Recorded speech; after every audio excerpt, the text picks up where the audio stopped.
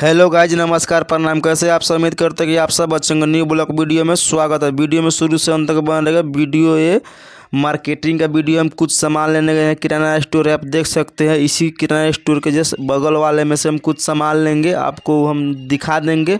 आप वीडियो में शुरू से अंत तक बन रहेगा। दोनों तरफ दुकान ही दुकान है और हम आगे की तरफ चलते हैं। अपने दुकान जहाँ हमको सामान लेना है, ये दुकान रहा। और इसी दुकान से बस आगे की तरफ में ये सड़क है और इसी सड़क से हम लोग आ जाएंगे बाहर की तरफ, जो कि यहाँ एक सरकारी बस लगा है, जो कि आगरा के लिए बस जाता हुआ है।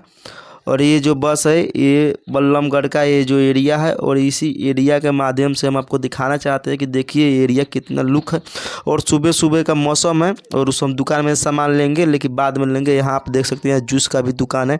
आप यहाँ जूस भी पी सकते हैं। इधर फल फ्रूट, केला, सेब, संतरा, हर चीज़ आपको यहाँ उपलब्ध मिलेगा। आप यहाँ से ले सकते हैं और लेकर जा सकते हैं। ये ऑटो स्टैंड है। यहाँ ऑटो स्टैंड तो है नहीं, लेकिन यहाँ ऑटो है। आपको यहाँ